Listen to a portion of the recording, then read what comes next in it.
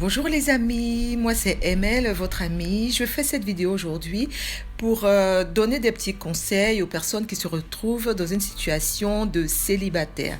D'abord, il faut préciser que le célibat n'est pas une malédiction.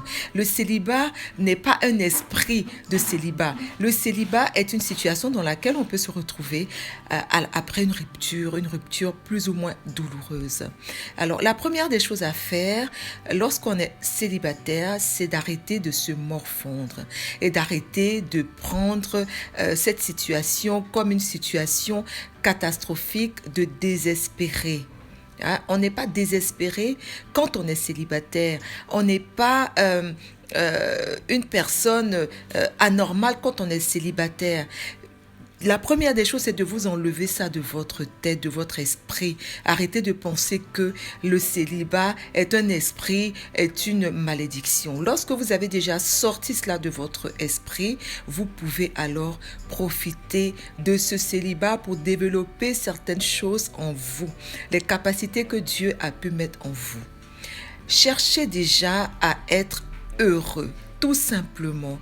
Il faut être heureux pour que vous puissiez vous-même attirer des personnes heureuses. Ça veut dire que pendant le célibat, vous allez commencer à prendre beaucoup plus soin de vous.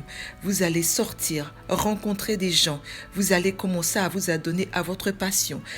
Si vous ne travaillez pas, cherchez à faire une activité à ce moment-là précis dans le célibat. C'est aussi la possibilité pour vous de rendre encore plus importante votre relation avec Dieu. D'accord? Donc, ne vous cramponnez pas à cette idée de se dire, pour que je sois heureux, il faut absolument que je sois en couple. Ça, c'est une grosse erreur. C'est une erreur à ne pas faire. Il faut être bien d'abord. Et lorsque vous êtes bien, vous êtes indépendante, vous êtes heureuse, vous avez la tête sur les épaules, vous allez attirer des personnes qui viendront dans votre vie, qui sauront votre valeur. Mais si vous êtes en quête absolument de trouver un homme ou une femme, vous allez vous mettre en position de demandeur ou de demandeuse. Et donc, la personne qui va arriver dans votre vie, vous allez vouloir que ce soit elle qui vous rende heureux. C'est ce qu'il ne faut pas faire. Il faut rentrer dans un couple en étant déjà heureux, en étant déjà bien. Voyez, si vous avez encore des blessures, guérissez avant. Donc, profitez de cette période de célibat pour guérir de vos blessures antérieures. Profitez de cette période de célibat pour faire de vous une personne merveilleuse, une personne magnifique avec des capacités incommensurables. C'est ce qu'il faut faire. Il ne faut pas attendre que ce soit l'autre qui vient vous rendre heureux. Alors, dès aujourd'hui, je vous donnerai le conseil. Aimez votre célibat. Aimez le célibat dans lequel vous vivez parce que ce sera un tremplin pour vous pour atteindre ce que vous êtes réellement. Cherchez en vous, allez puiser au fond de vous toutes les capacités que vous avez et mettez ça à profit pendant que vous êtes célibataire.